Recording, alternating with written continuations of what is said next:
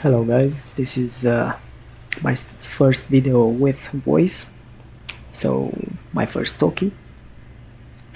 We're gonna do a flight from Bucharest, Otopeni, to Bodrum, Milas. Milas airport in Bodrum in Turkey. It will be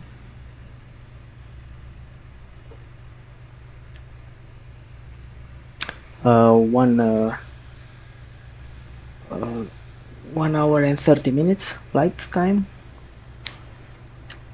and as equipment we're gonna use the Fenix A320 in the Tarom colors, which is the national airline of Romania. The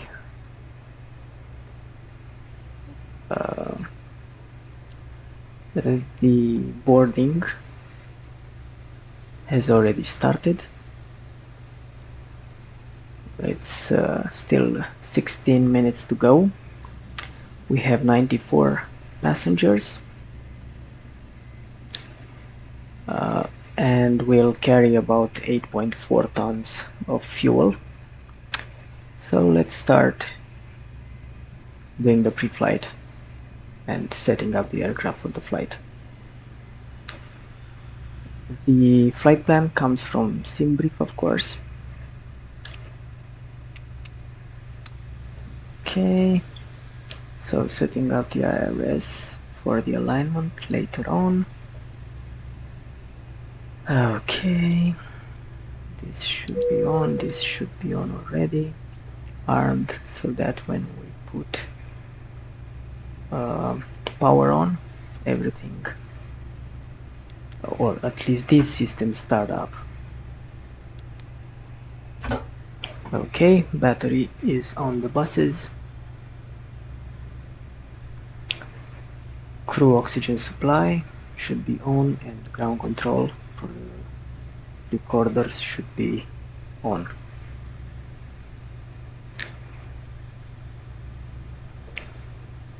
Seat belts already on, no smoking, everybody should know that. Okay, now let's link the external power to the buses. Beautiful. Okay, let's wait for the bits, built-in tests, and I can set up some. By the way, I'm not a real pilot. As you can see, I'm just setting up things as I want to set them up, not really following any SOPs or even checklists. After all this time, I've memorized the things I need to do. So 1017, okay, that's okay, good. Now this, let's take the flight plan.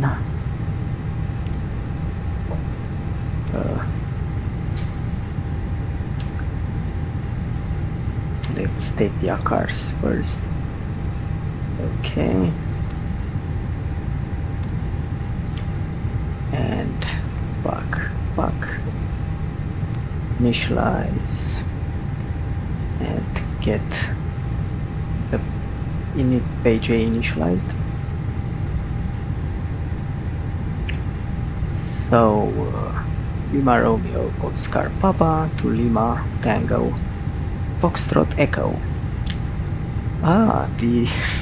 That's very nice. Okay, so we are Tarom. I'm gonna put 101 here. The alternate is in Antalya, another touristy destination with a lot of 5 stars and 4 star all-inclusive hotels, just like Bodrum, where we are going. Okay, cost index, let's go flight plan, cost index 60. That's a bit excessive, but anyway. And the cruise flight level is 370 minus 59. So 370 minus 59 Celsius. It's gonna be the temperature. Let's see the troposphere, 39585, 39584. That's okay.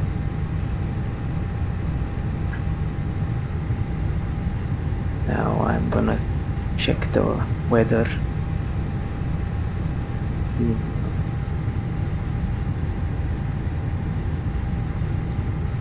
in Bucharest and in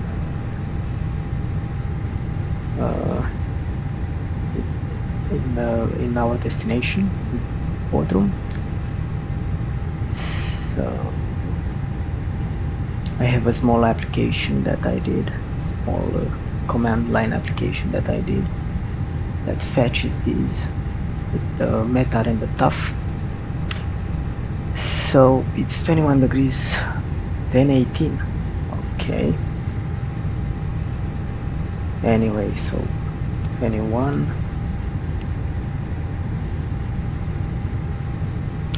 and this, the current METAR is 1018. I know there's a difference between MSFS and real life, so we're gonna obey that eventually, but for now let's put 1018. Okay, moving on. We didn't start these up, so start the IRSs. Time to align, 8 minutes.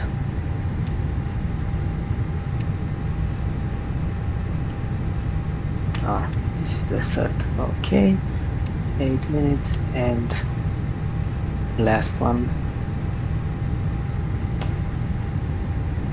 It's okay. Now we can go back to the MCDU, check the IRS initialize page, and of course we've got everything set up correctly to take the right GPS position to align the IRSs. Now going to the second page, we're gonna just initialize the page, the initialize page B with what's in the initial flight plan, the planned plan. So zero fuel weight 52.53. Okay, it's gonna be 53 tons, and block fuel 8.4.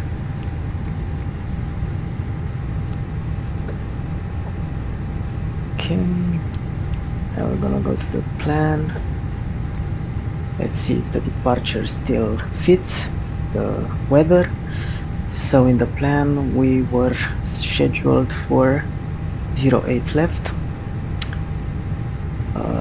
The weather is 120 at 10, 120 at 10, 08 left, matches perfectly. Okay, and we're going via Balloon 1 kilo. So Balloon 1 kilo, that means we're gonna go around Bucharest southbound, and then westbound south of Bucharest, and we're gonna go exit Romania towards Bulgaria. So Balloon 1 kilo. Okay, insert it. Let's see, discontinuity. No. Now what? LFTA at Bodrum. So LTFE. Okay, we're gonna go with, now it's 0 at 0. Okay, 0 at 0, so we're gonna take the planned runway 28 right, Okesa 1 Juliet. Okesa 1 Juliet, 28 right. but let's not do. I don't think, yeah, the RNAV is only on 10, on runway 10, so yeah, we're gonna do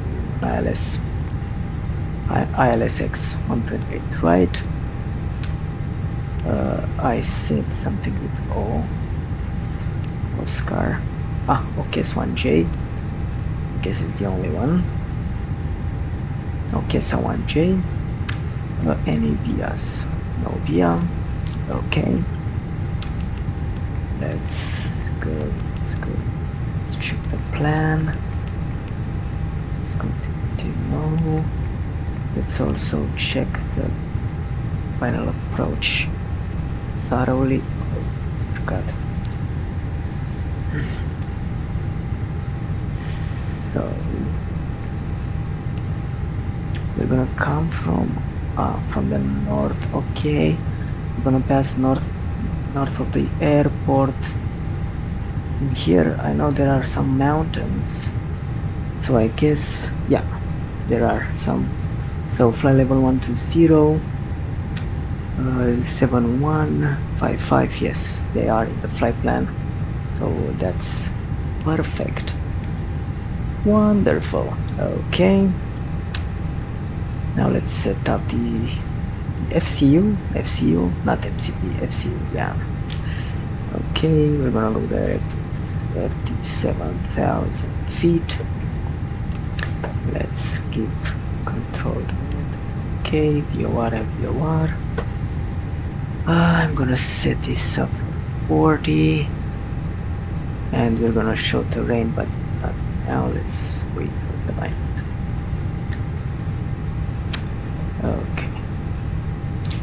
Okay, let's see what. Oh, by the way, I don't have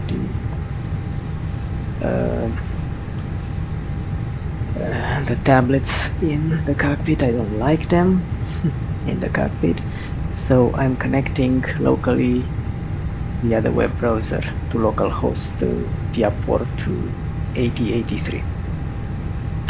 Okay. Now so we still have to board another 20, 30, 25 passengers, so there's still some time to go. Let's set this up to receive messages. AOC menu, receive messages. This is where I'm gonna have my load sheet sent by the I guess by the airline, the final load sheet, and we're gonna put that data in here. We can take the wind. We're gonna take it again after I put the correct values in, the final values in, and after the alignment, of course. But for now, this is gonna do for an initial fuel prediction. Oh, by the way, the alternate fuel is 1.6.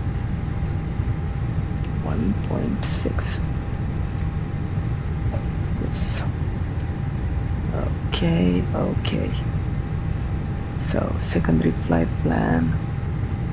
We're gonna copy the active at some point.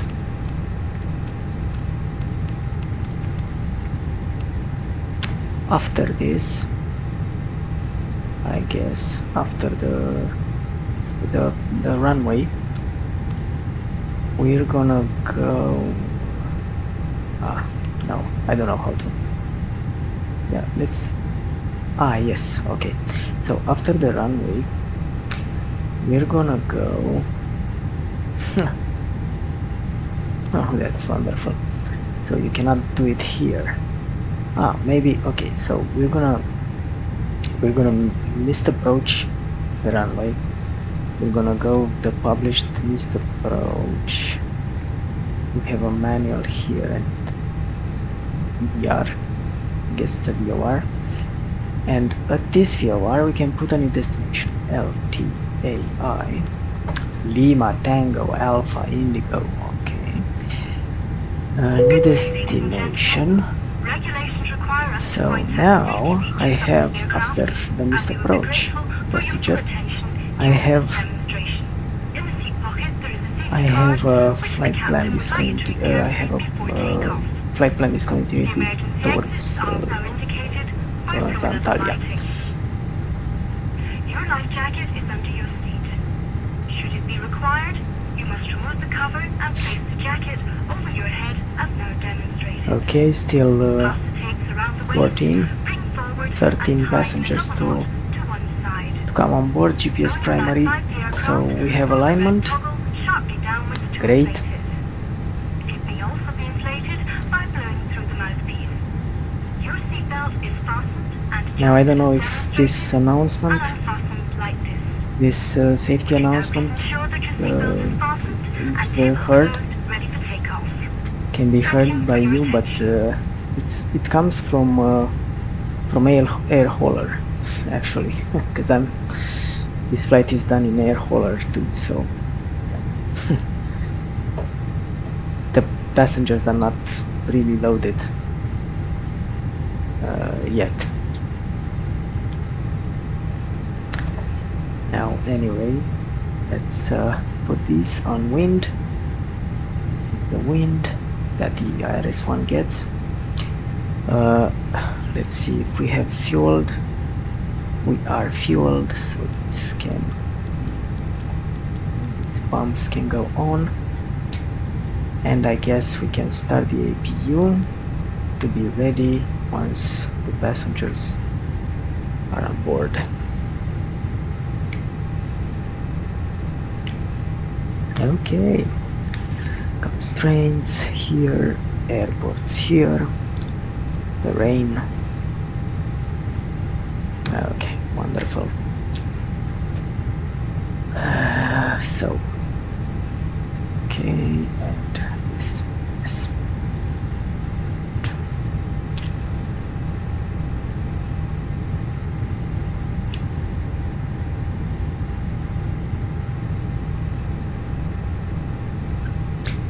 Okay, the aircraft is loaded. Let's send the load sheet. Load sheet is sent. Let's accept it, and it's EDNO, so it's the final version of the load sheet, 53.1. Wow, 53.1, and we have a zero fuel weight CG of 30.9.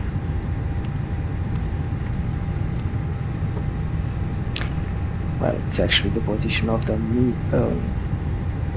CG on the mean aerodynamic chord. So 30.9, 30.9. Okay, fueling tanks 8425, 8.4. Okay, that's perfect. Good. Now winds again.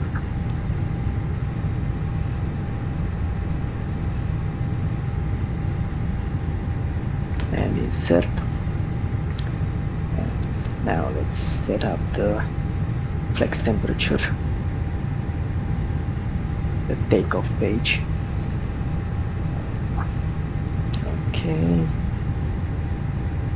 Departure performance, sync load sheet, sync live weather forecast. Okay, 08 left. We're gonna go with packs on. No anti-ice, no forced toga, flap configuration, go with optimal, and no intersection. We're gonna go from the start of the runway or the end of the runway. That's the start. So 68, 3 down 0. 68, 3 down 0. The speeds are 37 and 38, 37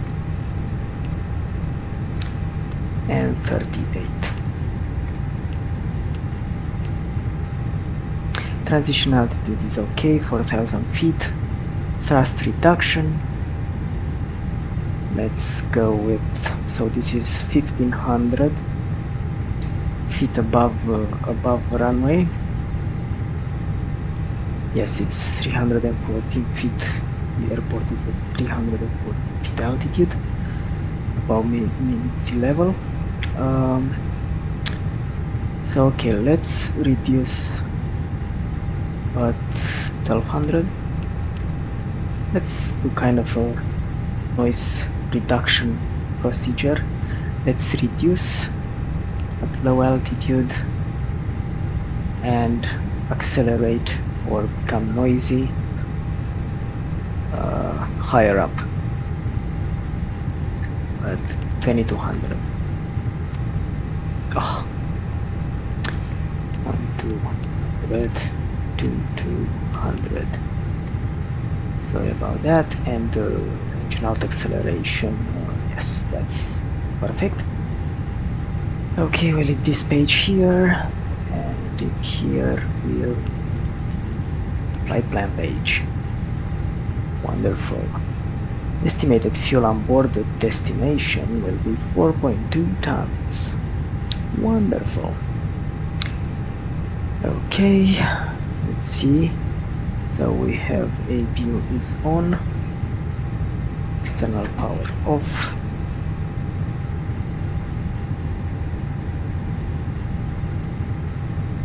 Take out the GPU and take out the chocks and cones. Also connect the tug. Tug is coming, getting connected.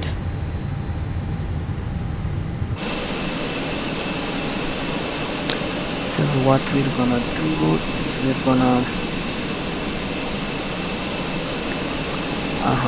we're gonna go back to this line, and we're gonna have our nose in here, tail to the windows. By the way, this airport is a triagon. It looks beautiful, it looks perfect. Okay, I guess tug is connected. Break off, watch, and start the pushback. I'm not gonna start the engines while pushing back because I have to watch the tug.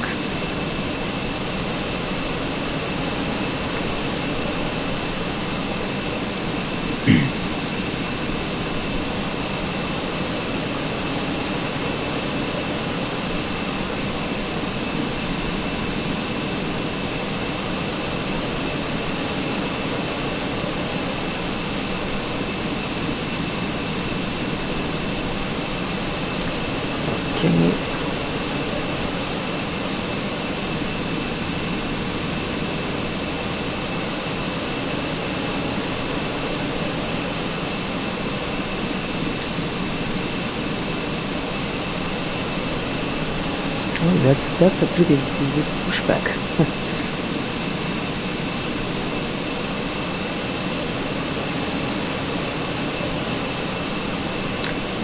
Okay, let's straighten it up. Okay, and stop.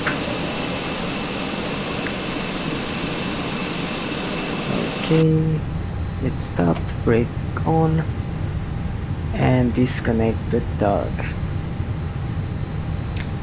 We can also start the engines now. Pumps are on, APU bleed is on, beacon should have been on. Okay, as you can hear, the packs feeding has stopped because we're now starting the engine, so all that bleed air from the APU goes to starting the engine.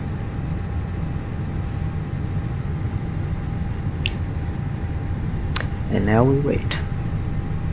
Okay, fuel is in, EGT is rising, and 2 and then 1 rising. Oil where they should be, all all values that they should be. Okay, we're gonna wait to available until we start the other engine.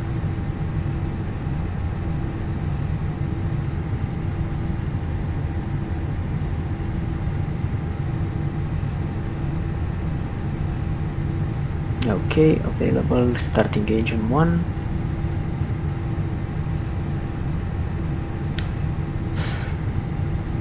And 2.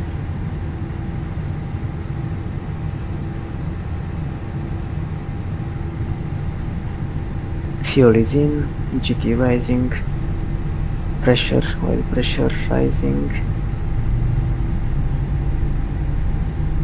oil temperature rising.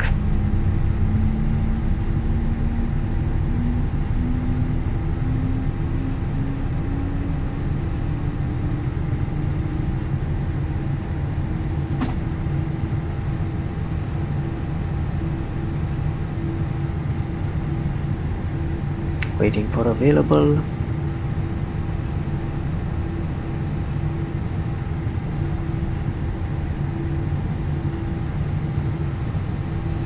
Okay, packs are online.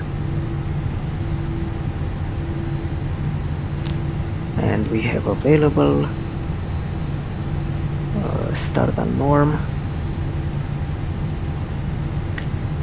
Take out bleed and shut off the APU.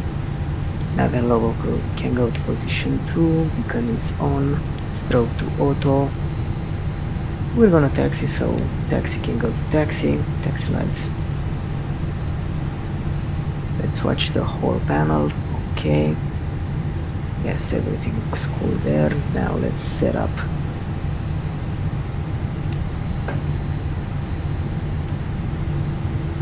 So we're taking off flaps 3. I have to check that again. Yes, flaps 3. Okay, so flaps 3 is set. Auto brake on max and air brake on arm. Close the door and let's taxi. Oh. By the way, I'm okay, settings. I'm using as I'm away from home, I'm using keyboard and mouse. To fly this way should be no problem, but yeah, we can even do an auto land Bodrum, so it should be okay. But even if we don't do an auto land, keyboard and mouse should suffice the needs for precision flying. Okay, let's test the takeoff configuration, and it's normal. Wonderful.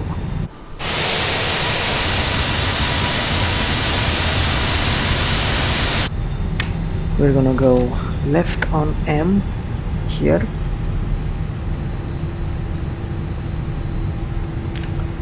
So basically we came from Indigo, we're going left on M on Mike, then we're gonna go Sierra to the right, and then we're gonna come into November, and that's it. We're gonna end up at the end of the runway holding short.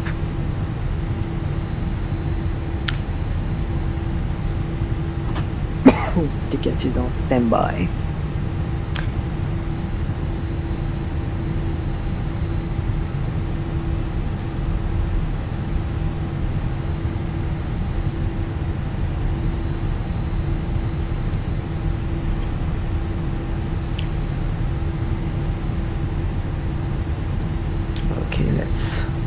Okay, so it's 10:18. Good. Now Sierra, as I said.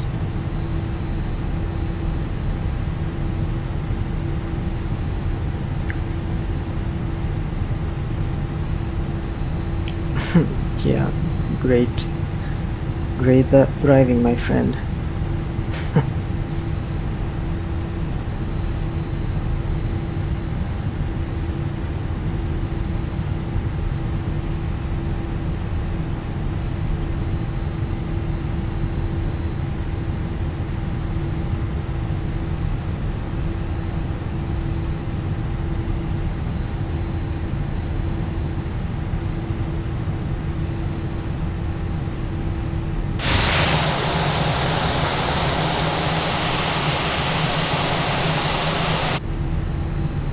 BEA, beautiful.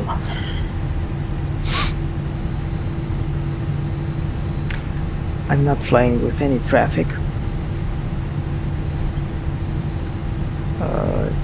Well, just because I don't have a motive for that, but it doesn't really affect me. So, unless it's online traffic, which or bad sim, but if I'm not on bad sim, then the traffic is only eye candy, because you're always it's very funny that you're always making them go around. And I don't know,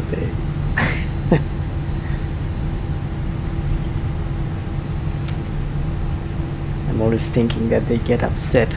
Oh, what is that jerk doing? He's taking the runway without talking to anybody.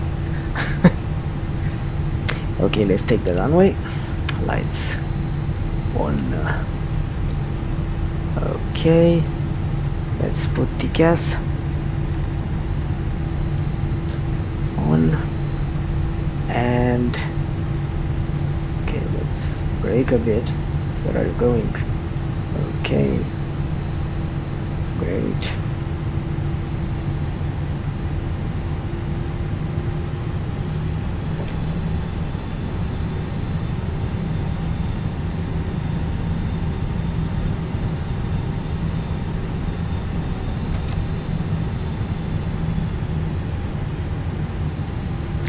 Okay, good enough for now. We're gonna recenter after we start moving. So now let's see a 50% stabilize. Start the ET, the time of flight. Okay, stabilized. Switch to not incremental thrust and go to flex. Let's take care of the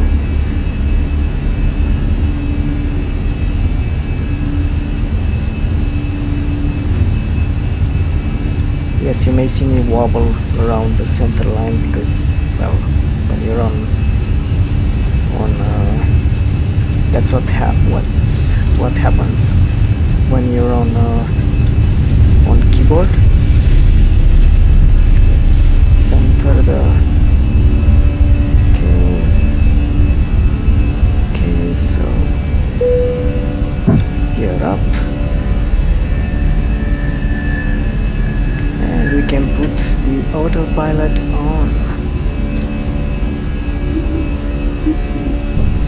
So gear is up, no lights, and we can reduce thrust. BEA, beautiful. Oh, yes. Yes, it's that time of the year. What is speed doing? What?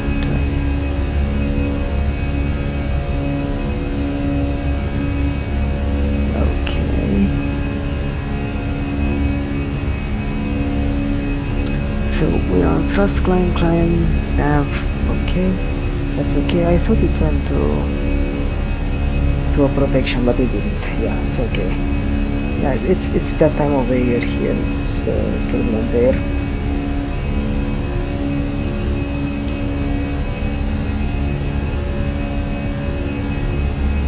Okay. Now the speed should rise. We're above F, so flaps 2. And we're above transition, so let's go to standard. We're above F again, flaps 1, 1 plus F actually is the aircraft.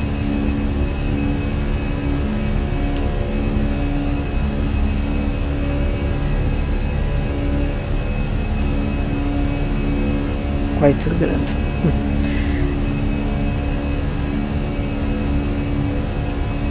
Departure was on time in Air Hauler, so that's good. And we're at S, flaps up. Flaps up, then we can air brake, disarm, and we can take the nose light off and the runway turn off. We're gonna keep the passengers and crew still on their seats, and after this first right turn we're gonna set them free. So on our left side we should see Bucharest, because this departure goes around Bucharest.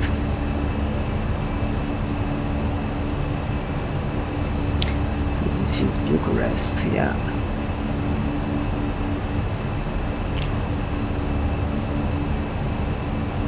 This, by the way, I have Rex AccuSeason, which I update every week with well, seasonal changes to what I see outside the window. So yeah. Okay, this is Băneasa Airport, and this is the airport we took off from, Bodrum Airport, and this is Bucharest basically.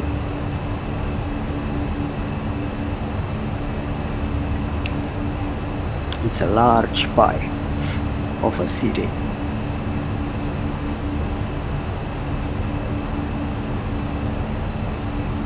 Two million people live here, I guess. Maybe 3 now. I don't know. Okay, let's check pressurization. So 2100 feet cabin altitude, that's perfect, and it's rising 500 feet per minute. We have 24, 24 and 25, that's okay.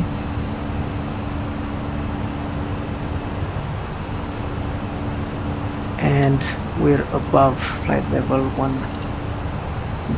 100, so we can switch the landing lights off, and as I said, let's release the crew and passengers.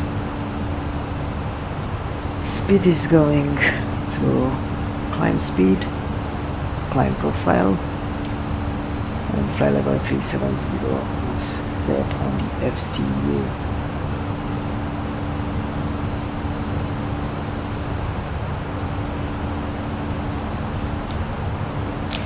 Okay, another 107 miles to 37,000 feet. Let's see the... Okay, we have built here. Yes.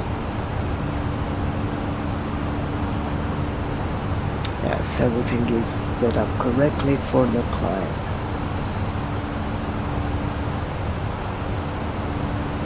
We can take terrain from here and we can give it another notch.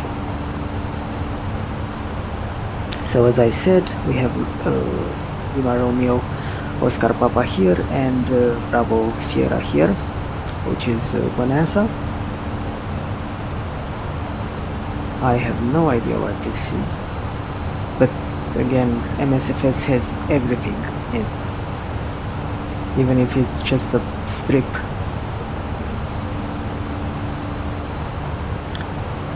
Okay, going for 0 and then balloon and without of the SID.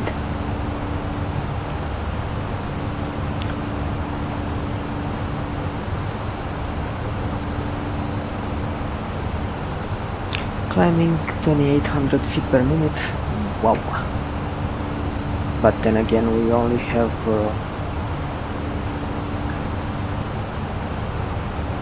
we only have like 94 passengers and no additional cargo but for their luggage, so yeah, it's not that heavy. Oh my god, this weather depiction in MSFS is incredible. I'm a weather buff and it's wow. It's wow.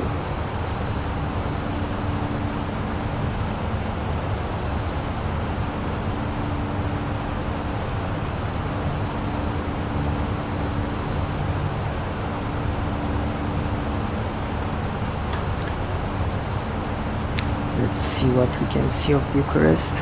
We can see anything. Yeah.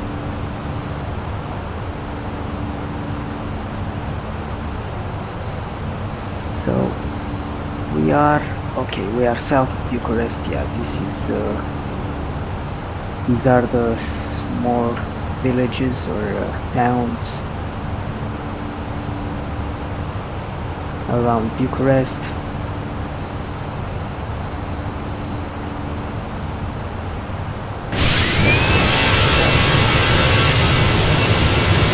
Yeah, this is Bucharest, and this is the southern part of Bucharest. So this is the city. This river here is called the Dumburița River, and it goes into the Danube, which goes into the Black Sea.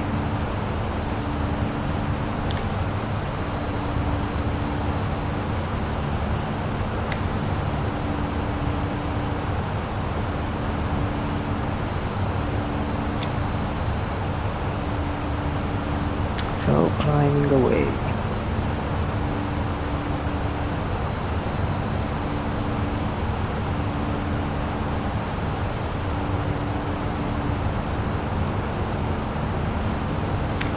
Okay, yeah, I wanted to see the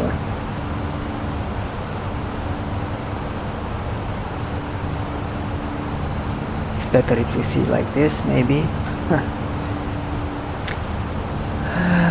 Yeah, so each and every one of these breakers, breaker panel, yeah, breakers are usable and actually do what they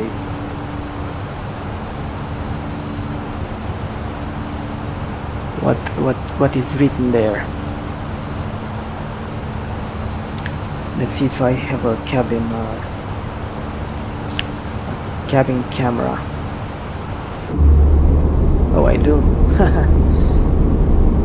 Oh, that's very nice actually.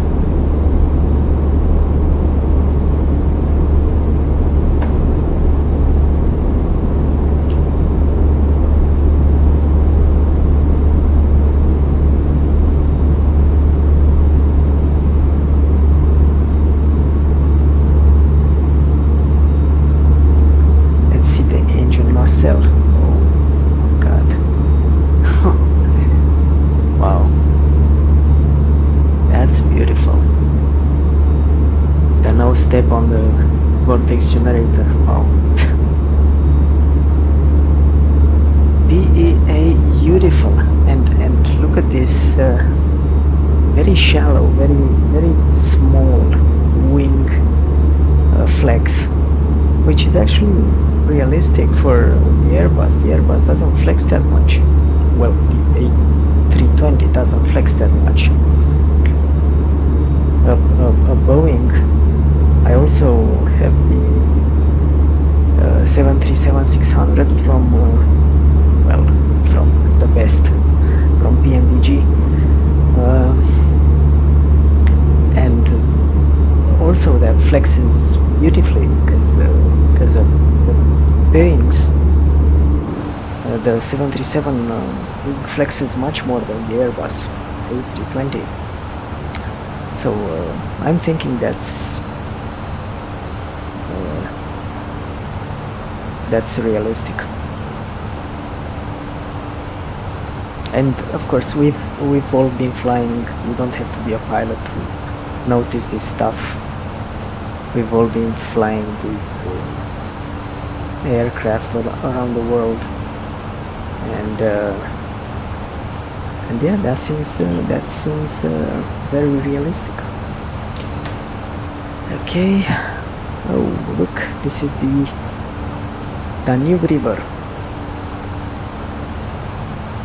The Danube rivers. The Danube makes up the southern border of Romania with Bulgaria.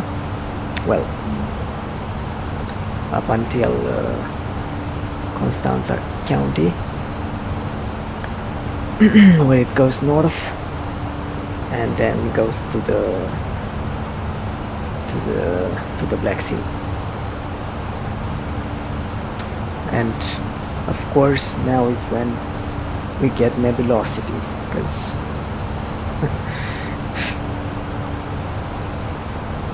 just as in real life, when you want to see something and see its beauty, on the ground you get clouds. You get a thick layer of clouds, and that's that for the rest of the flight, usually.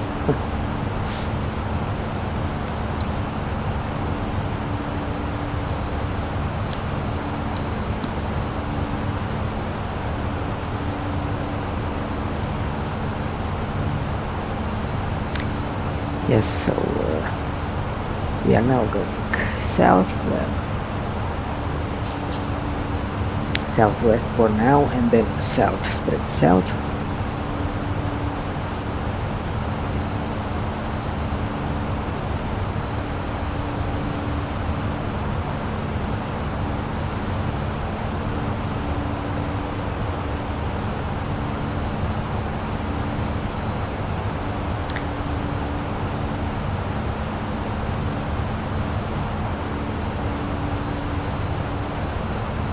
I guess we're gonna pass. I think this flight plan takes us over Sofia, the capital of Bulgaria, with its it's a very beautiful mountainous region. As I can see, looking like this, it's not gonna happen. So we're not gonna see anything in Bulgaria, but yeah, well. It can change.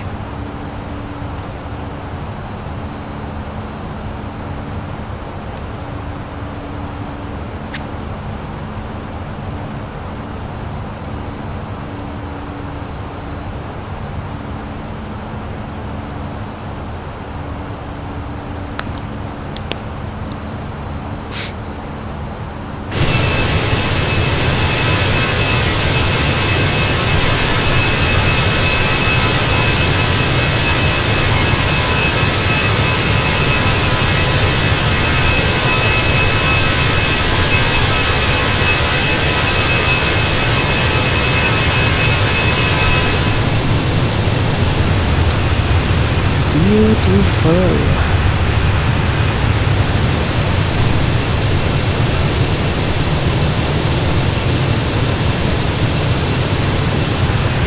Yeah, so this is the Danube River, as I was saying.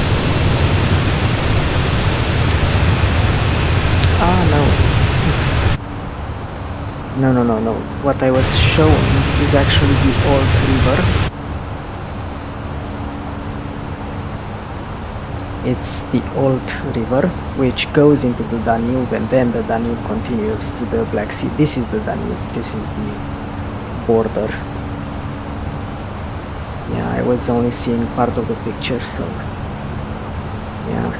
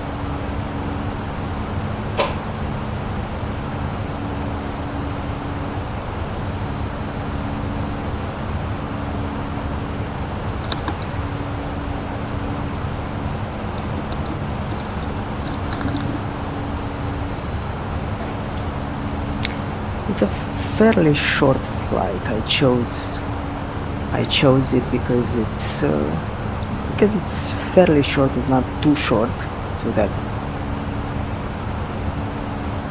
you don't have time for anything, but also it's not very long, so that you have to change cruise in flight. Okay, so I'm gonna open up SimPlates X Ultra. That's what I use for my charts. I've been using it for many years, and I'm still using it. For me it's superb. I don't need moving maps and my position on a map or something like that. It's I don't know,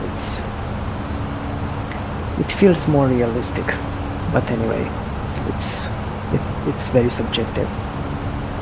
So LTFE, Milas Bodrum International Airport. I'm looking for, so we have ILS X-ray Cat 1 or LOC X-ray runway 28 right. This is the chart. So it's a Cat 1 landing.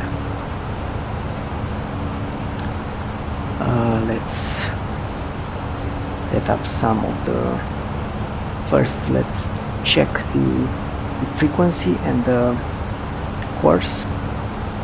So it should be 108.7. Okay, that nav.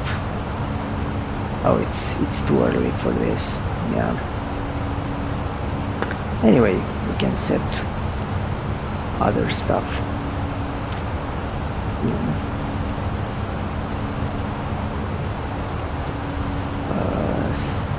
So we can set the OCA, the obstacle clearance altitude, 305 feet. So it's gonna be 305. Let's say have an SOP that forces us to use 350. I could put in the weather, but it's a bit too early. That, but anyway, 10, 12, 21, variable at 2. 10, 12, 21, variable at 2. When I see variable at 2, I usually put in headwind of 2. So 282, 2. Okay. Transition level is flight level 100. C. Transition altitude 0. Okay. Full configuration and everything is okay. Let's go back to the cruise. We're on the cruise part. Yes, perfect. Oh look, we have broken clouds. Actually it's scattered. I guess this can be considered scattered.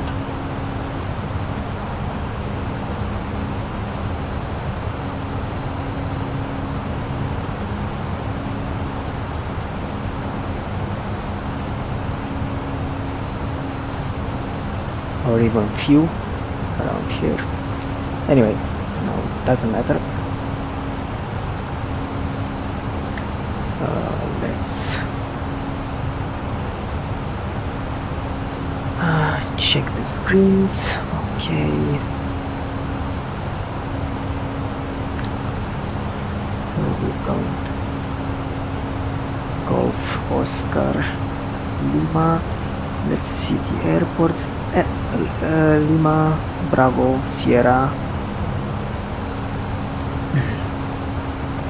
Sierra,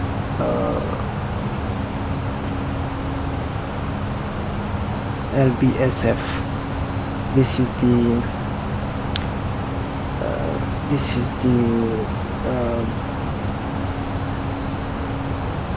Sofia Airport. This is Sofia Airport. So yes, these are the mountains. Of course, it's still like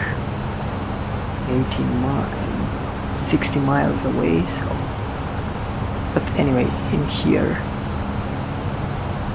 between these mountains, somewhere, it's Sofia, the city, the capital of Bulgaria. Beautiful region. They have ski resorts all around Sofia, and they're quite beautiful. Not very tall mountains, but tall enough.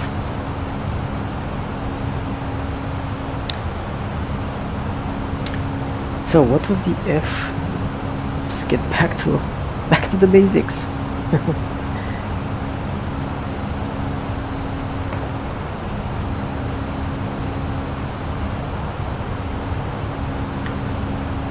So Foxtrot. Okay, yeah, Foxtrot. Yeah, I don't usually use the phonetic alphabet. So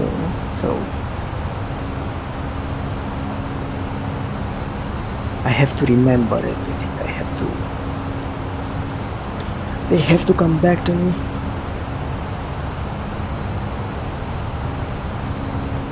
As I said, I'm not a real pilot, and I don't work in the military, so I don't come across this every day.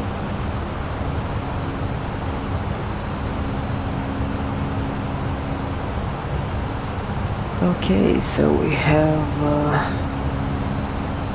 960 on changing, fuel flow 94% N2, 83 N1, and DGT within limits 515 Celsius. Okay, cruise page.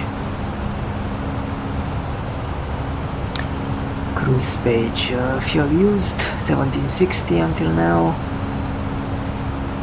Oil quantity, oil quarts.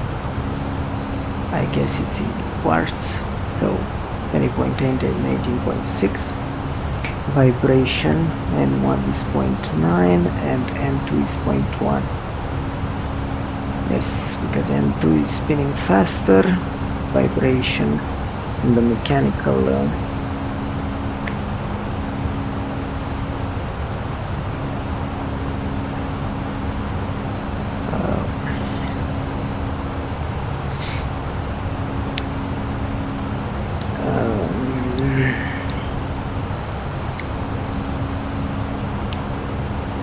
company message. Okay,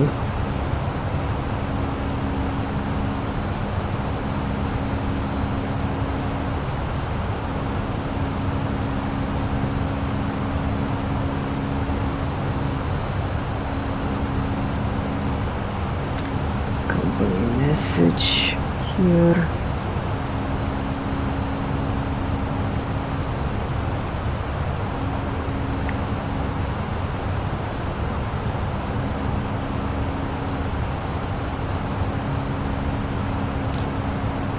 Message.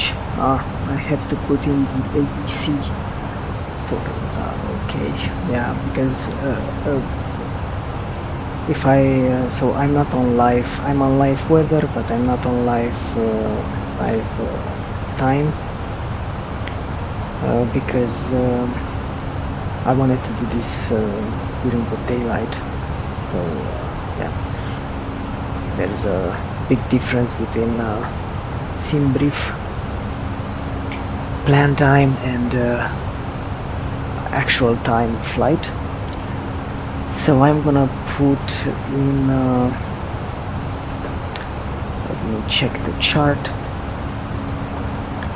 So I'm gonna send in incorrect departure time, ODI, for 958.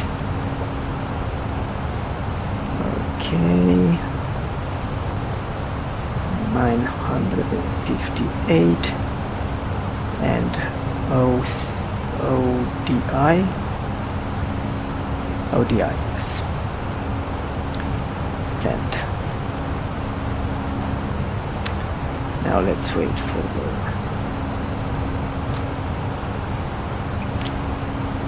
for the response.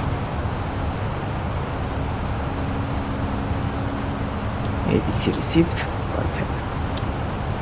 Okay, back to flight plan. Okay, as I was saying, so we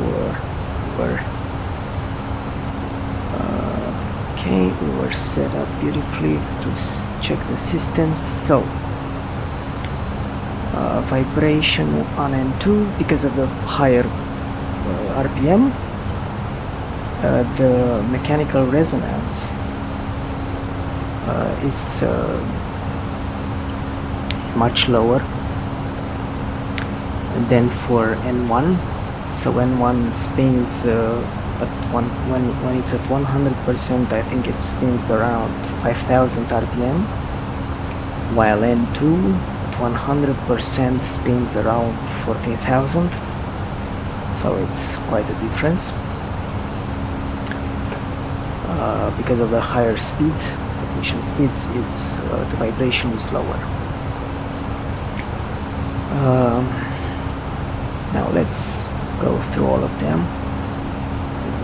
This has already been seen. Now the bleed. So both engines are bleeding air. 40 psi at 40 psi and 200 degrees Celsius. They go into the mixer, the packs, and then they go into the cabin, the cockpit, and whatever it's needed. Ram air is closed. You have the perpendicular line on the duct. This is the duct. This is the faucet. Let's say it's like a faucet, so it's closed. Pressurization, cabin pressure. So we have a delta pressure of difference of 7.9 psi. The cabin pressure vertical velocity is 0. It's settled because we're in cruise. Cabin altitude is 7,500 feet. The inlet and outlet vents, these actually these have to do with equipment cooling and not with actual pressurization. This has to do with actual pressurization. This is the outflow valve. I guess it's not fully closed now, it's a bit open. And this is a safety valve. Yeah, if something goes wrong and you have excessive pressure inside, this will blow out. That extra pressure actually it will blow out. It will equalize, but very fast it will equalize the pressure between the cabin and the outside. Also, we're on system 1. There is also a system 2 which you can switch to. I think I've read the manual, the entire manual, but of course I didn't write anything down or remember or committed to memory anything, because it's a hobby. Okay, I think you can switch to the other system by, no, not cabin pressure.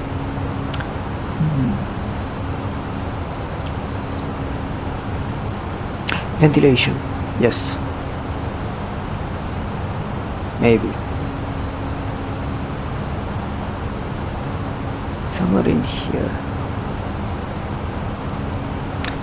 here, I think, because that has to do with ventilation. System 1 and system 2 has to do with ventilation. Backflow, well, of course is not required to know, but yeah, it's very nice to know, because we've all spent money on these add-ons, and it's good to do it as realistic as possible. So, and realism, within realism, there's also reading the manual. So yeah. Electrical system. So we have the two engine generators. AB generator is off.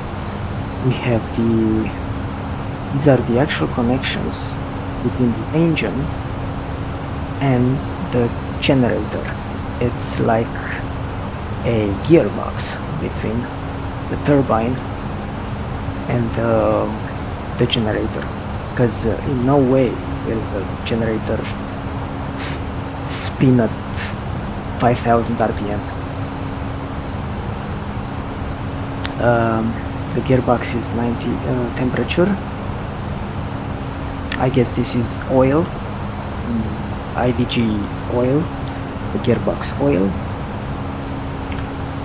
Generator 1 has a load of 23% of maximum, and generator 2 sustains a load of 18% of maximum. They're outputting 115 volts at 400 Hertz alternating current. The AC essential is linked. This is the transformer rectifier, 1 and 2, and this output 28 volt, and they're outputting now, they're sustaining 59 amperes and 50 amperes respectively. And of course the battery is on, the DC essential is on, and you have no load on the batteries, and each show 27 volts. Next one, hydraulic. Where are we? Oh, so we have some time. Okay, to TD 283. Okay, that's okay. Now the hydraulics, we have the green, the blue, and the yellow systems. With the PTU, everything is working fine. This is always here. I don't know why. I think this is so this should be quantity of hydraulic liquid, and it should be in this green part, but it's not, and I've seen it always stays here, or well, it's not always stays here, because this aircraft has faults and things happening to its system, so it doesn't always stay here, but I've seen it before in at this level. I guess you can go to maintenance and refill the hydraulic system. Pressure is in each of them is 3000 psi, which means about 204 atmospheres, which is huge, but that's what you need to fight off the fast air. 0.79 Mach. Wow. Okay. You have the rat, that safety generator that comes out when everything fails, and you have the PTU, the parking dog, the power transfer unit, that uses pressure from other system to give pressure to pressurize the other system. It does not transfer hydraulic liquid between systems.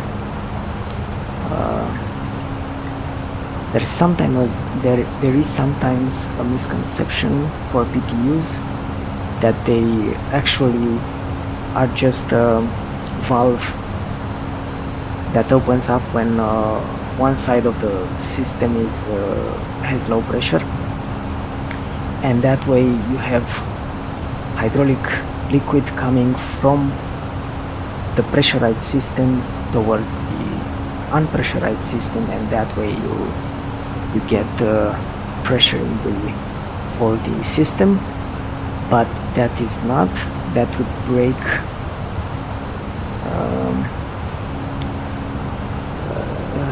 that would break the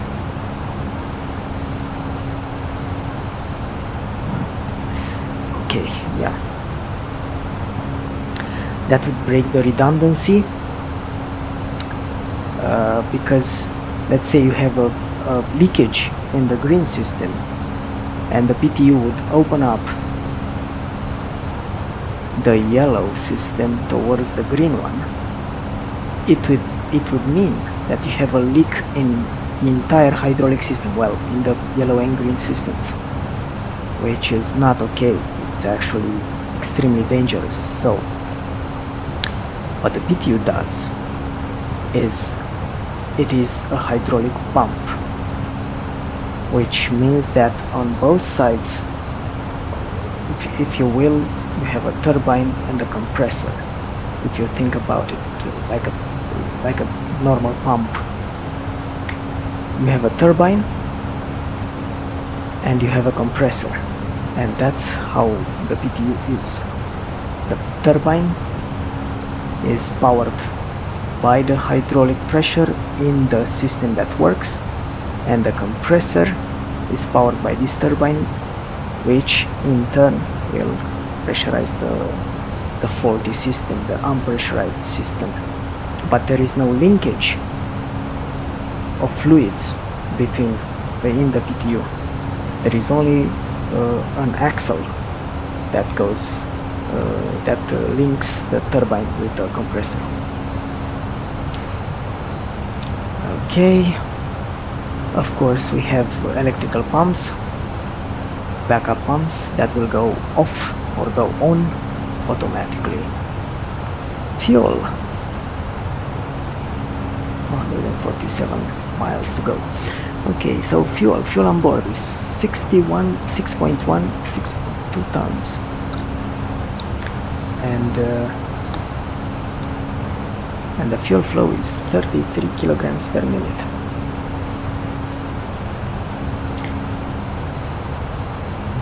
The fuel temperature on the outer fuel tanks, it has reached -1, while on the inner wing tanks it's around 9 degrees Celsius.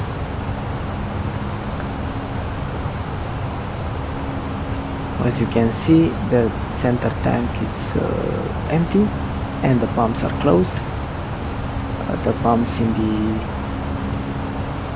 the feeder tanks are on, of course. And we're gonna reach our destination with an estimated fuel on board of 4.5 tons. So it's okay, we will consume another 2 tons, or less than 2 tons actually. The APU is off. We have the EGT and the spool RPM percentage. The APU, of course, it's a small jet engine. It's not a turbofan, it's not a turboprop, it's a turbojet engine. So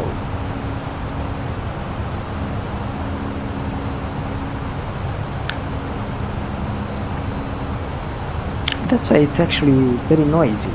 All APUs are very noisy because they're turbojets. Without the added features of a turbofan that diminishes sound and stuff like that, you have basically a fighter jet engine. Of course, it's a small one, but still.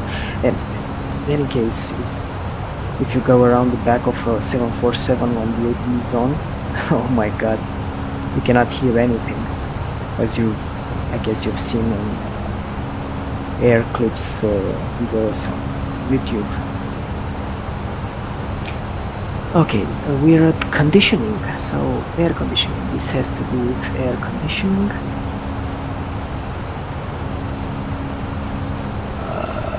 Hot air closed. Cold. Sorry, so hot air is opened, of course, but it's on cool, more on cool than on the hot side. And the aft, I guess I don't know what this is. It may be the aft cargo bay. It's conditioned. Okay. And then you have the three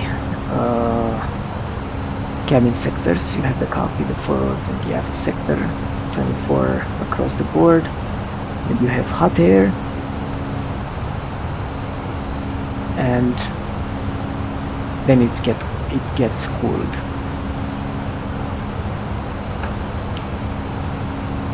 There should be, so the thing is that bleed air comes from the engine. It goes through a mixer, which mixes air from ram air from the outside, and that cools the air, and then it goes into the packs, which actually are automated air conditioning units, basically, which do more depending on the temperature inside and all that stuff, and automate temperature and pressure inside the cabin. That's my understanding of it. It's very shady. It's a very shady system for me, because first off, I can't believe that you take. It seems like you put air from the engine inside the cabin. Yes, I know it comes from the compressor side, so it's not mixed with fuel. It's actually very clean air, but it comes from the engine. That compressor is spinning at 5,000 RPM. Well, okay, let's say 2,500 RPM. It's hot. There is oil in there. There's all sorts of things. Anyway, I'm just but yeah, I'm not an engineer, an aviation engineer, so but it always seemed to me a bit, what, really, air from the engine? Okay, 202 miles to go. Okay, doors, this should be green all the way.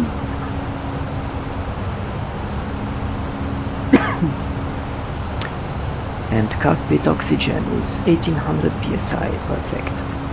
Wheels, we have pressure inside the wheels here, and temperature for the main gears from the main wheels.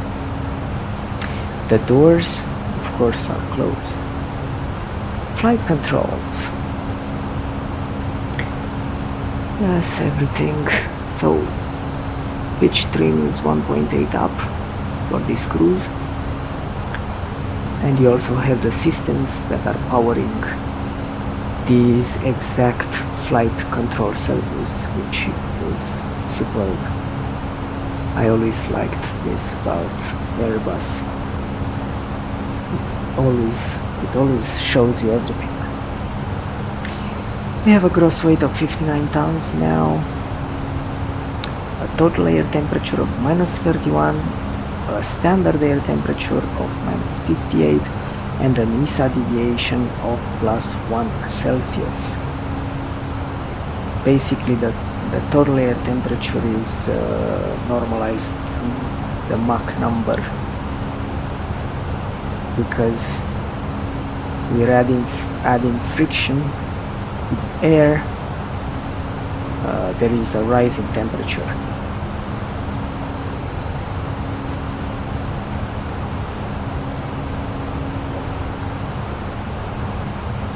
Okay.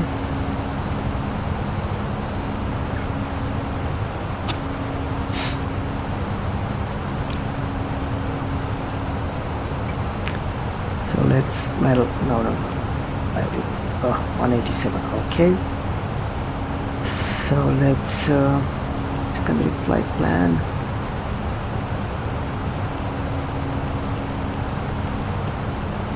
So after this we have LTI. We can put here the flight plan, the actual flight plan that will take to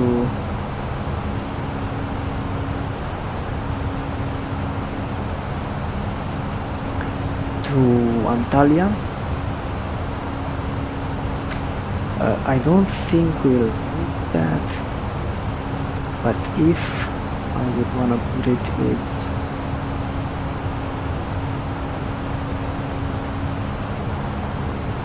it's written in the flight plan.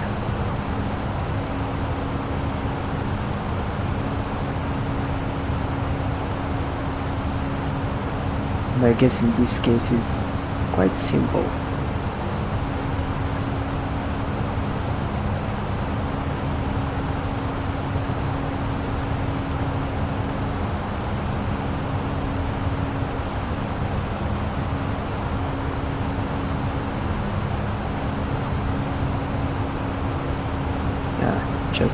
Just a VOR between us and Antalya.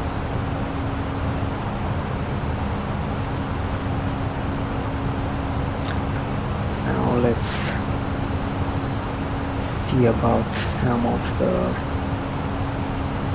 landing. So 28 right, LTFE. It's gonna be dry runway. Apply the METAR. Landing weight, well, if I go with this, we have 58.9, we have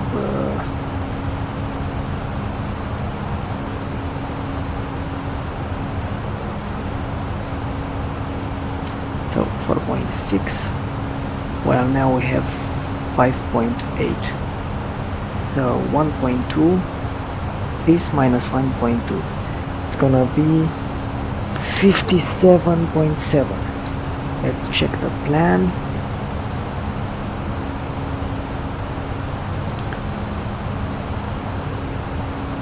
$57.3. Okay, I'm gonna put 57.7.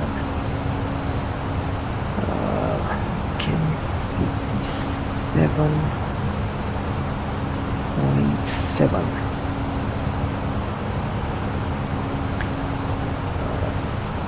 Maybe an air brake.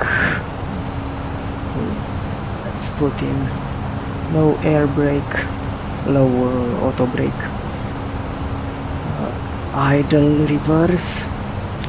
We're gonna do an auto land. Okay, we're coming towards the end of the runway. Flaps full, and auto thrust on. Okay, I'm gonna go with medium auto brake. Good. That's the middle of the runway.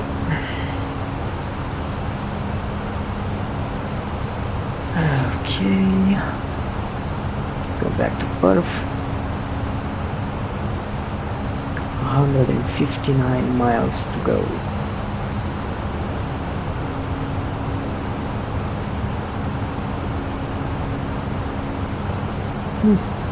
So yeah, cargo heat. If I put this to, and it's only aft, yeah. So I guess I was right. It's heated. the cargo aft bay is hidden. Let's heat this up. Let's say we have there are some pets in there, so let's put that heat on, and of course let's go back to I guess condition, and now we're on hot, on heat, and it's okay. 14, it's a bit too much, but I guess this won't reach 48. It will heat up, but it won't reach 48. Maybe just to be on the safe side, let's put it like the others, here in the middle.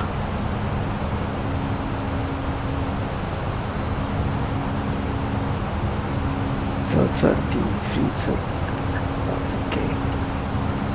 Back to cruise.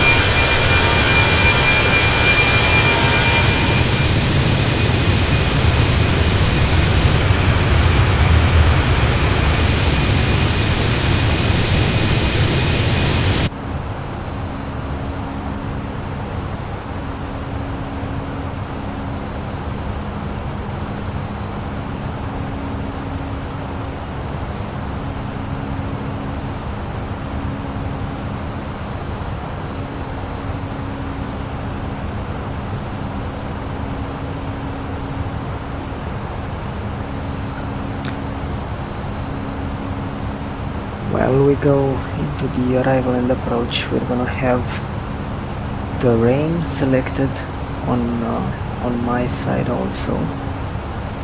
Actually, only on my side, because the terrain is quite high around Milas.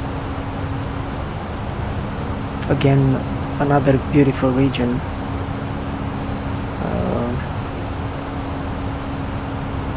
I've been here twice for holidays, for vacation, and it's beautiful. I've also been to Antalya like 4 times, and again, another beautiful thing. You have mountains and sea in the same place.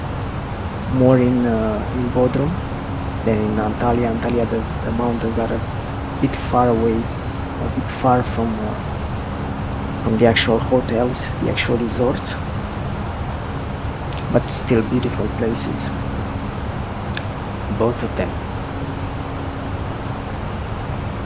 And Turkey in general. I've also been to Istanbul.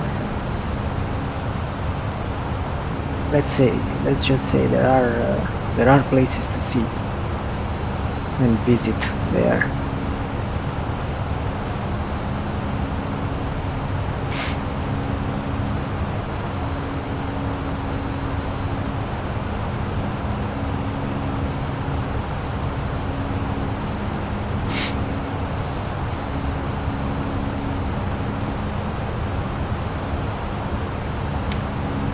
Okay, I think we can check the rad nav.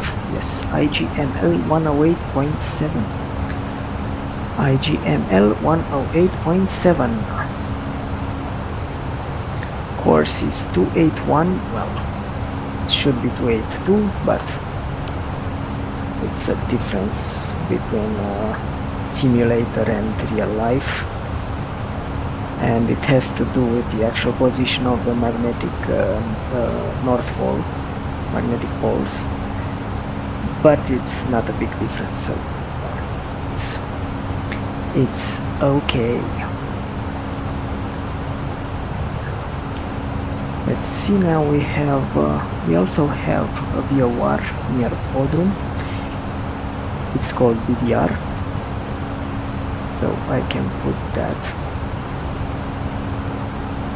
on my Of course, it's the 164 miles away. Yeah, it's not the 1700, 2900 or 4200. But we can check it. 116.7, 116.7, and there is also an MDB called BDR 389, and I can put that in. Maybe I can put BDR. Yes, 389, perfect. And I think they're crossed. So if I put VOR in here, then I have to put ADF on the other one. So it's gonna be BDR on the right side, and I'm gonna show BDR on the second. Okay, great. So performance again, 112. At the 100 miles we're gonna recheck the weather and refresh those the approach page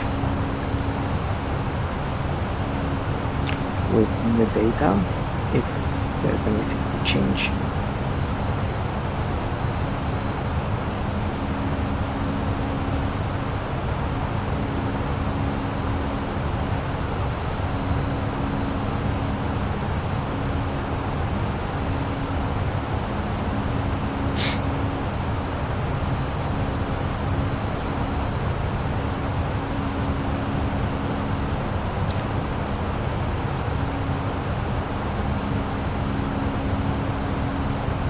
Can already see the Turkey coast, and I guess the Greek islands, because they are very close. Actually, from your hotel in Bodrum, you can usually see Greece islands, Greek islands. Sorry, to Greece.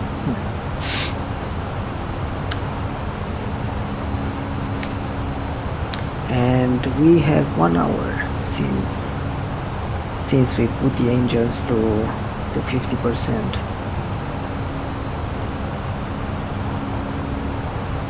So yeah, it's gonna be 1 hour and a half, something like that. Okay, 100. Check the weather. LTFE get. So it's variable at 2, cav OK, 21, 10, 11.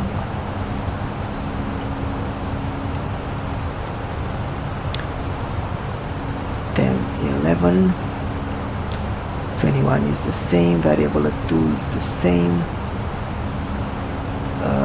VLS is 127 plus 5 is 132 with 132 because it's plus 5, so we have just 2 knots wind and variable, so it could be tailwind or headwind, but it's only 2. We are 5 knots above the flight speed, the safety flight speed, safe maneuvering flight speed with in-landing configuration, whatever. Yeah, it's there are a lot of options there. That's basically what it is. VLS, it's the safe maneuvering speed in landing configuration. So the plane flies very well at this speed in landing configuration, and then we added 5.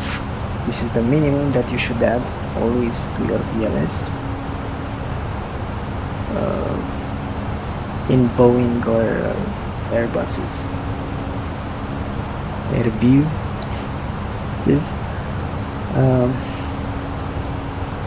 you should always add at least 5 and maximum of 10, I think, and well, maximum whatever is in the FCOM, the flight crew operations manual. Everything is there.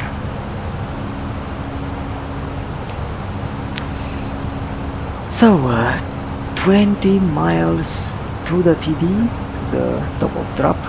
I like top of drop better than top of descent, but okay, it's top of descent. So 20 miles to that, I'm gonna request a managed descent.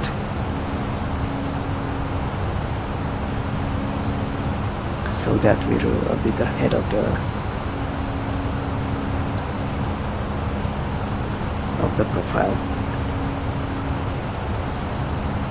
Well, we start off a bit ahead, but then we intercept. I'm not doing a commanded descent, in which case you will be ahead of schedule, ahead of profile, all the way to the runway. Well, not all the way to the runway, because that if you're ahead of profile, all the way to the runway, but all the way to the initial approach fix or final approach fix. If you do commanded descent, you will be ahead of it.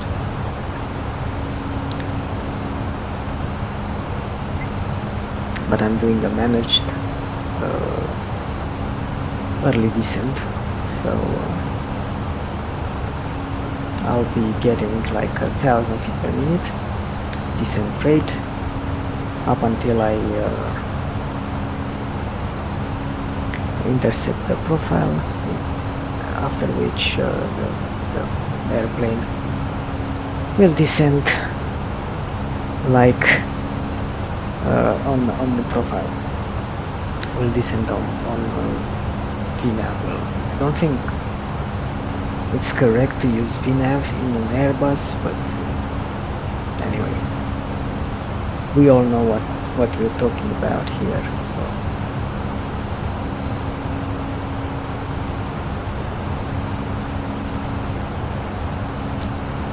$66 miles.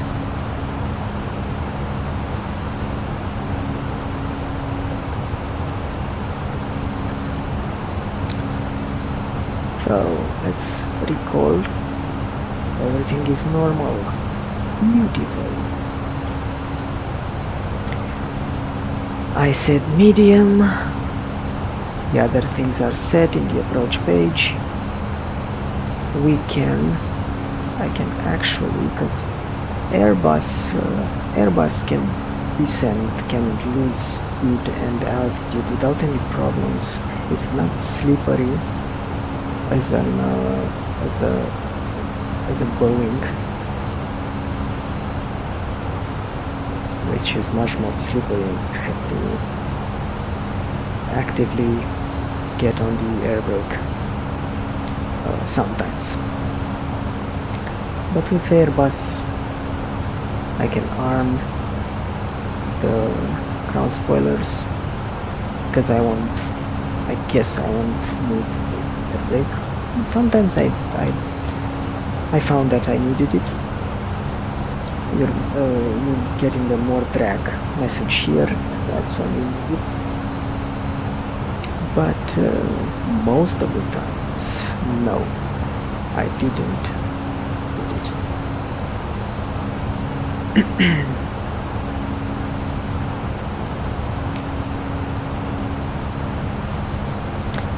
Okay, FCU, forgot about the FCU, so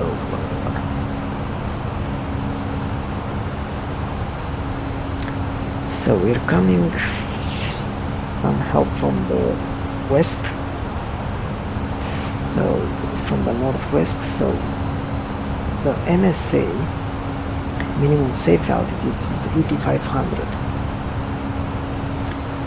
of course, because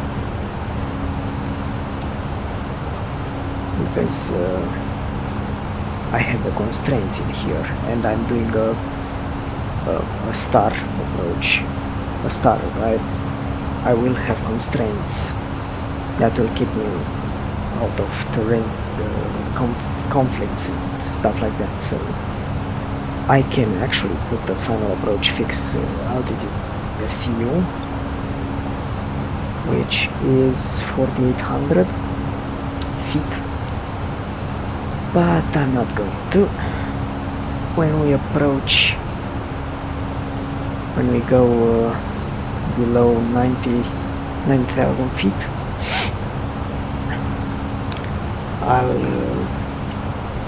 I'll put that to 4800. But until then, I'm gonna watch for the terrain.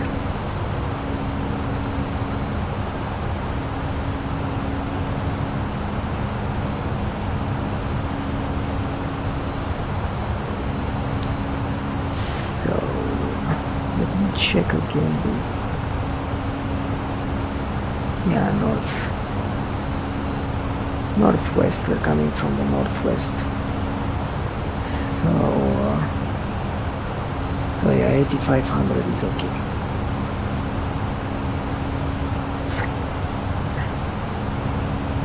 Okay, 40 miles to TD.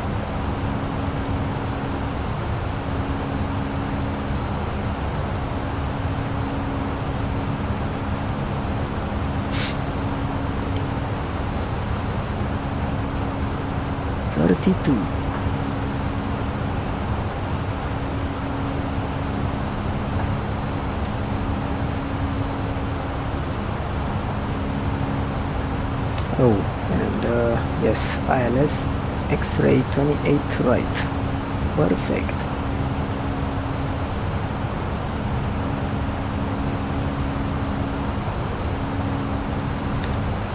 And 10-11 was the, yes, 10-11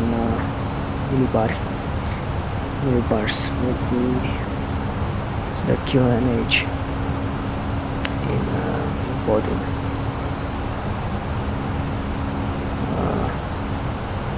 10,000 feet, quite a high transition altitude.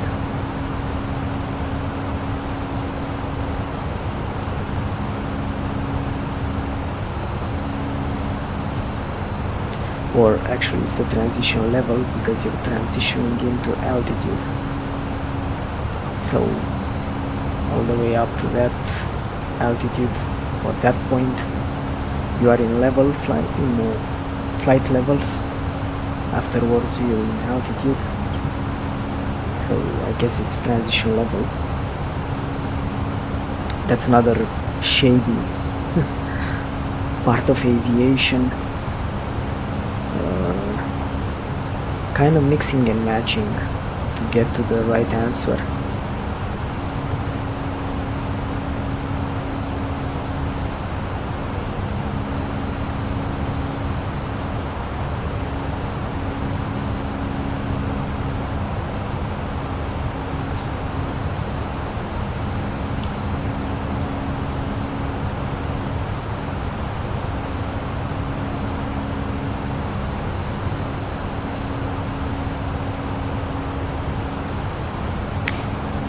Okay, so 16 miles.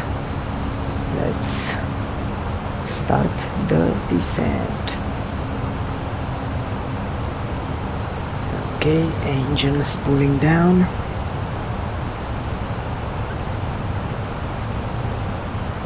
And the green dot is going up, because we're going below the profile. So expected, and expected.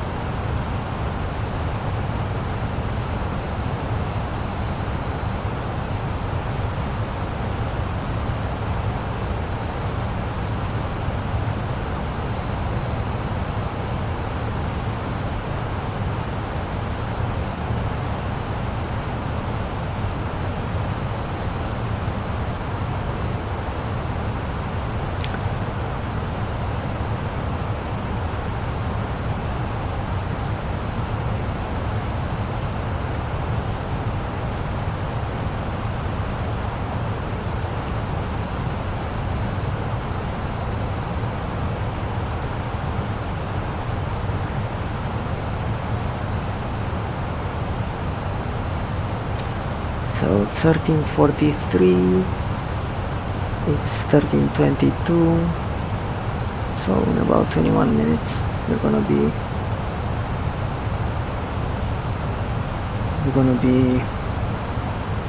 landing or landed.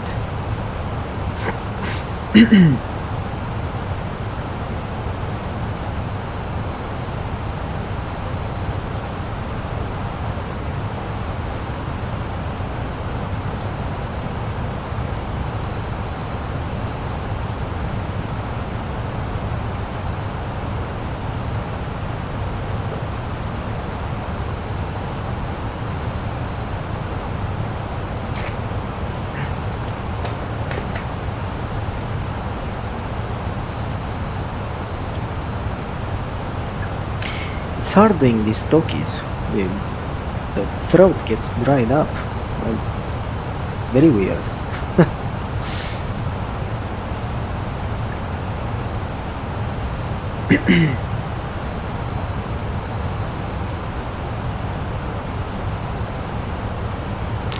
Okay, the ball is we're intercepting the profile, and usually when I intercept the profile, FPM goes descends higher. We have more drag in here, but we'll wait a bit because the ball is coming up. And usually when I get to the ball, to the dot, I put the seat belts on and everything else is okay. Okay, let's see, no more drag, no more drag. I can set up the altimeters for 011. Oh, that I'll leave. Okay, 1011. This I'm going back to standard because we're not to the transition level, but this one I'm leaving here. I'm leaving here on the altimeter, the QNH.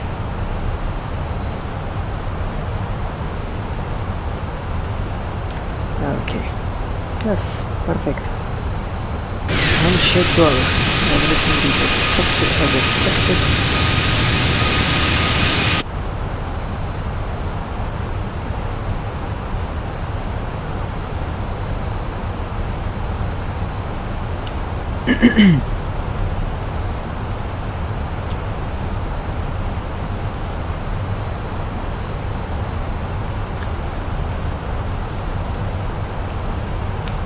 Are we gonna make it here? I mean, it seems it's not too much distance to get to the approach profile. Maybe it seems so. So we have last one playing here. Okay. More drag and the ball is going down, which means we're kind of staying above the group, which is not good. So yeah, I'm gonna go with this. Again, I'm on keyboard, so it's much easier for me to put it full, which full in the air means this. Doesn't mean that everything is up and the aircraft is in a better configuration. No, it's just a few panels spoiling a bit of the air. I guess now we're okay, so I can go back to ground spoiler zone, and the speed is in the lower part. Oh, the window, the speed.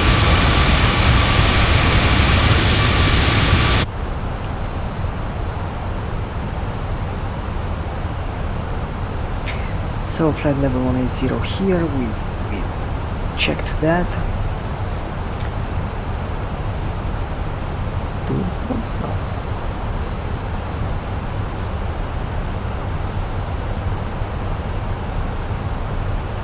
Okay, we're below 20,000 feet.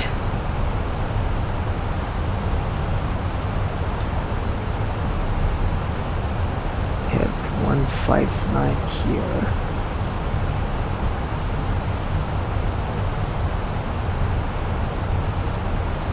So we need to be below this one.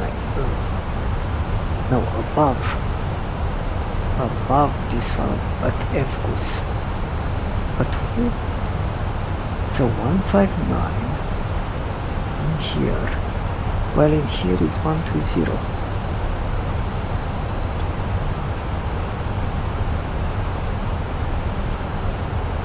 Okay, we're going below the profile. This was calculated by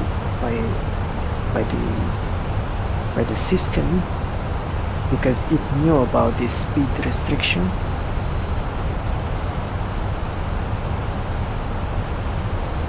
No. But okay, we can see this. It's over flight level 120, and the system computed flight level 159. That's. But what about speed? So speed constraint is 230. We actually have a speed constraint in here. I guess we're quite close to the airport laterally, so yeah, that makes sense. And there it is. That's the airport. And I guess we're gonna go this high speed.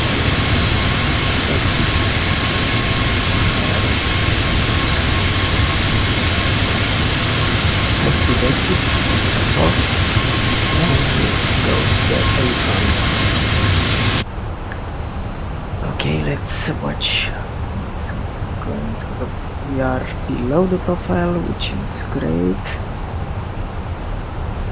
And after this, I'm gonna go lower than, I'm gonna go to 4800 here because we're on profile.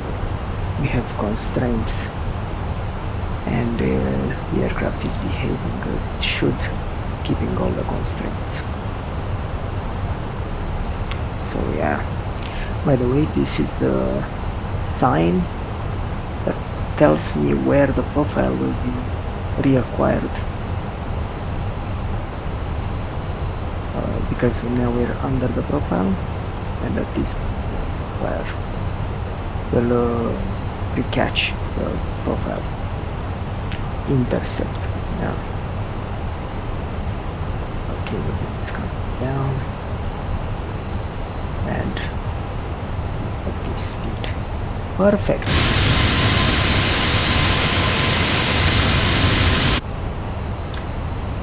It's, I guess, yeah. So this is quite a long down. But anyway, yeah, that's the arrival and the approach. So they're okay. Now let's go to 4800.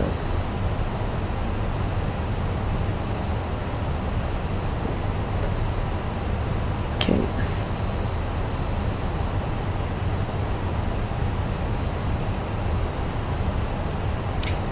By the way, I said the range should be on. We are above it, but it should be on.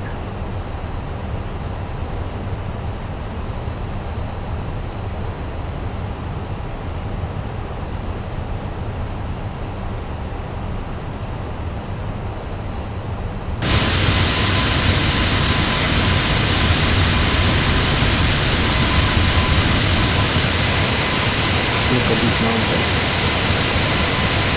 And here. And here. And so the approach will be on the other side of this one. Because, yeah, on the other side of this bridge. Yeah, it's a beautiful approach. I've seen it from the passenger side, and it's a beautiful approach. Well, when you come from the mountain side, because we can also land from the water side, and that's pretty straightforward.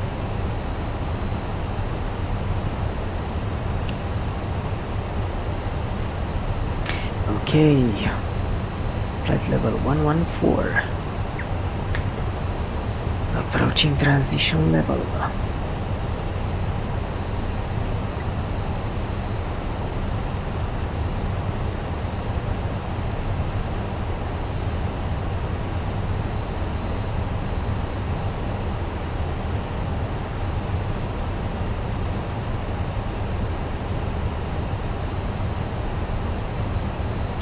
Okay, approaching transition level. I'm gonna switch to airport QNH. Okay. Sync 101, 101. Perfect.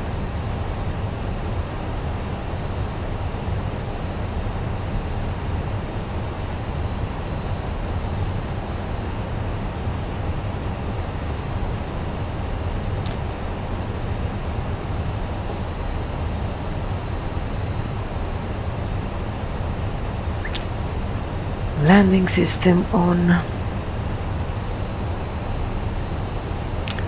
We can see the localizer signal. This point over here, I think, as is the approach, the switch to approach phase. Plan.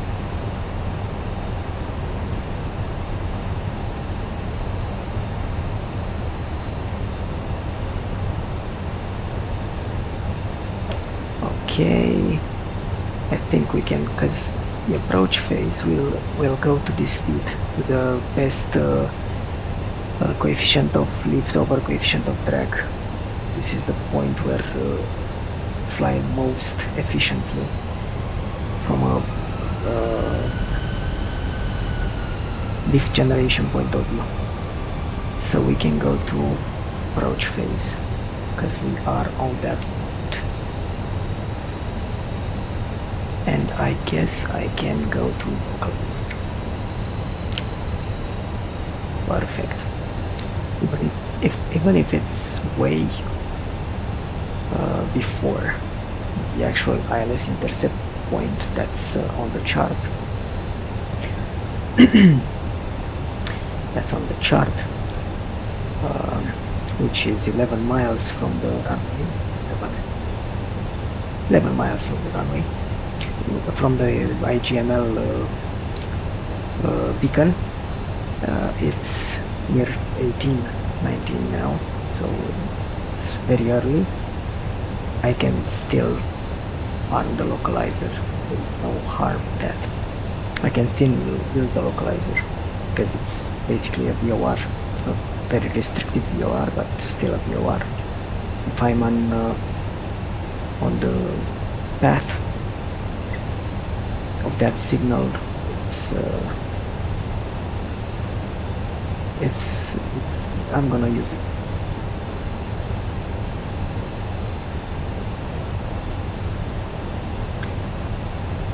It's sending quite fast now, 1500, because that's the profile, and as you can see, 2500. It's above the dot, the green dot speed, but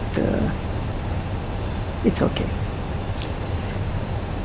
Okay, I'm gonna arm approach. This is gonna tighten the localizer grip, so as you can see, and it's also taken the ground, the glide slope, because it was very close. It still has to descend quite fast.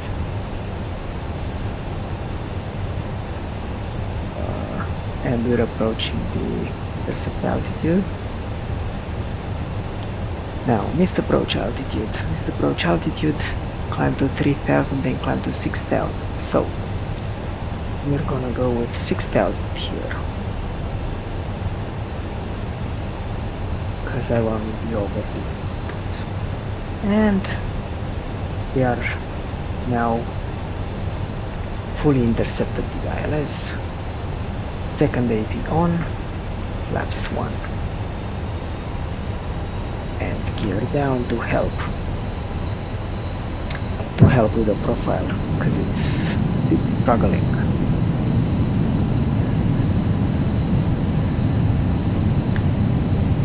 Runway is in sight. Okay. Now, after we go below this line, we will go flaps 2. Keep eyes on the runway and general profile approach. Okay, flaps 2.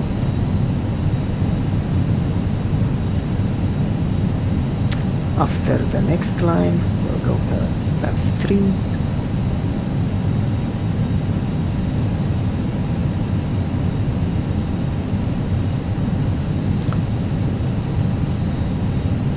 Flaps 3.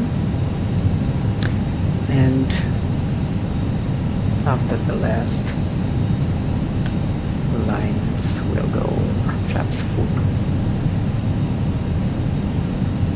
Okay, flaps 4.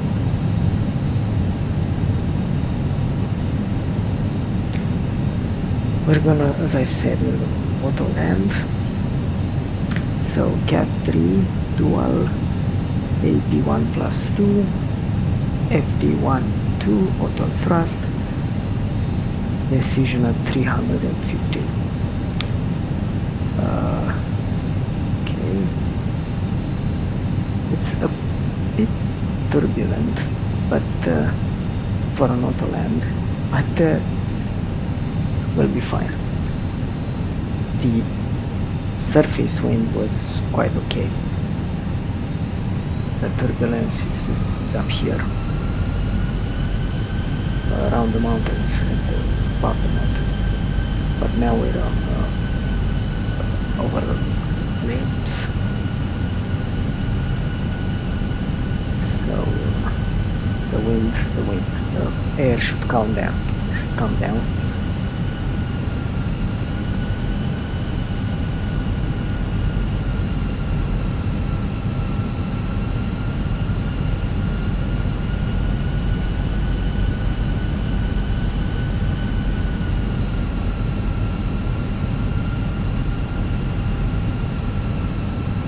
Oh, of course. 1,000.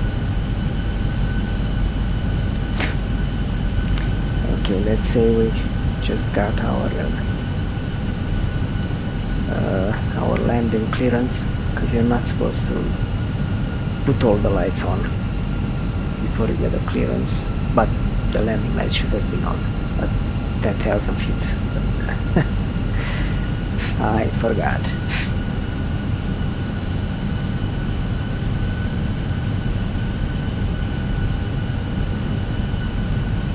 $500.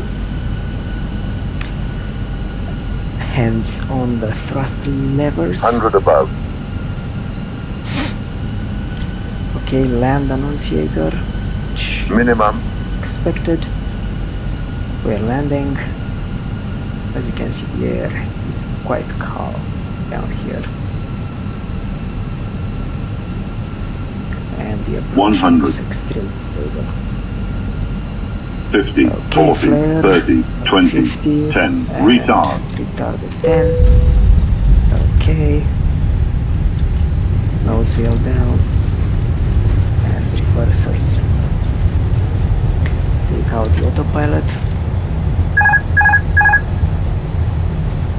60.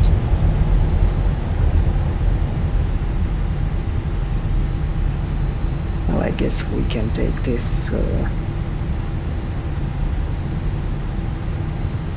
exit here. We don't have to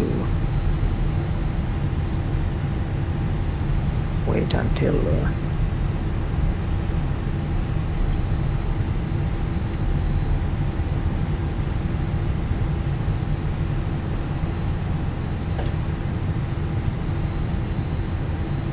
AB goes on.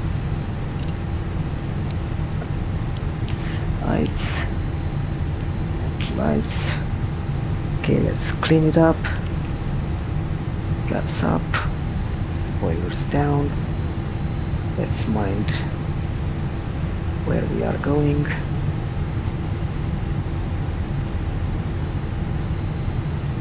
Put the Fenix back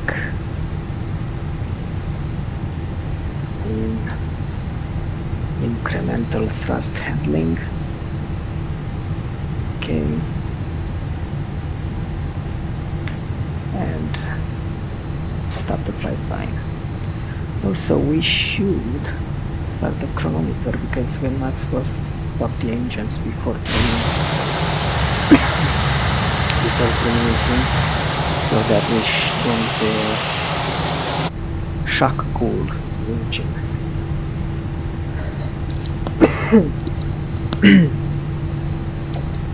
Again, dried up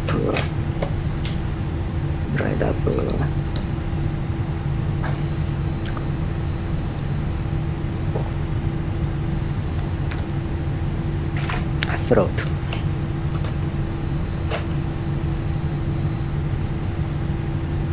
Okay, let's give it some gas. I'm gonna go somewhere here. Parking shutdown.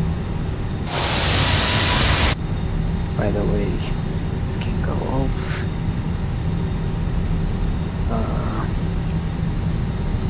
This can come back.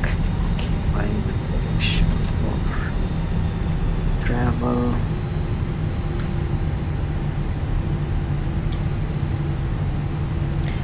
Okay, let's see what damage did we do. So 225, 230.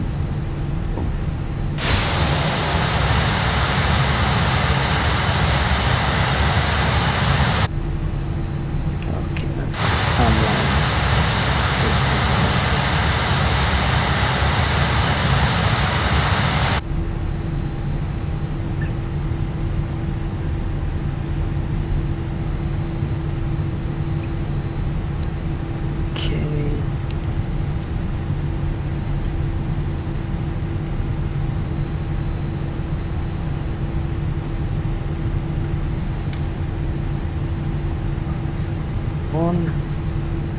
Okay, this can go back to standby.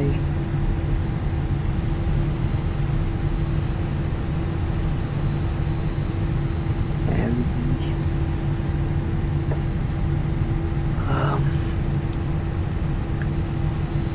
the wind shear prediction or predictor should go off. System off. Okay, we have APU. I wonder what. Oh, condition 18. Okay.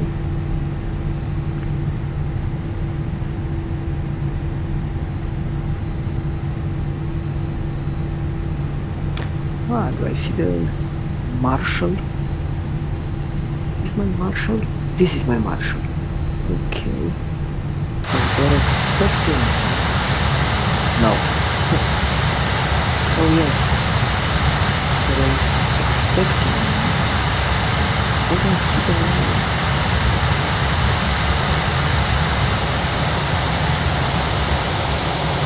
Yeah, I think this is the... Aha. I can see a line. Okay.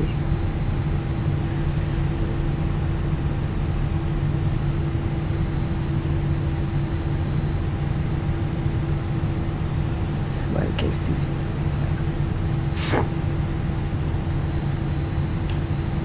I think this is the default. I don't know. Look at that guy. So he wants me. Okay. He wants me like this.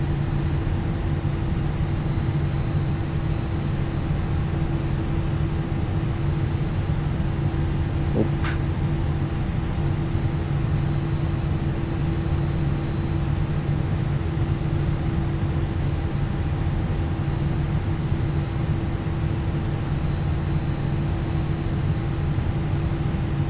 let's not hit the tug. Push back tug.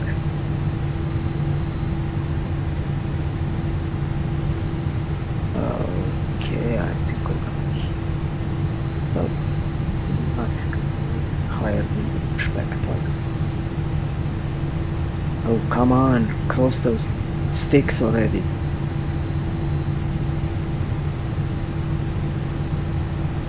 Okay, I'm gonna go. Oh, we can go.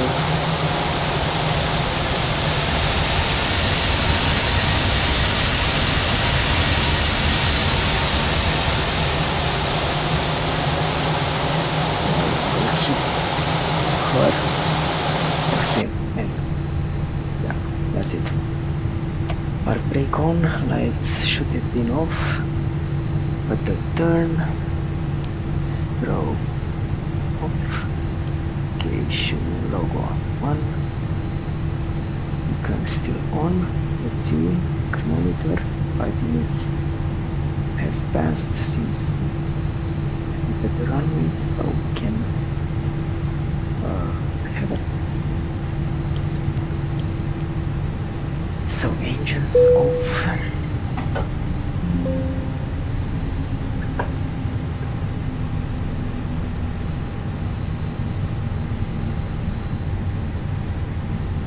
So beacon off and cabin lights off. Good, great.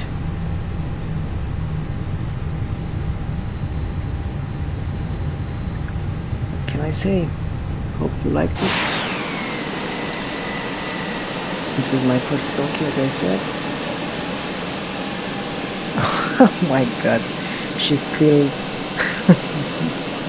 guiding me. Okay, anyway, hope you liked it, and see you next time.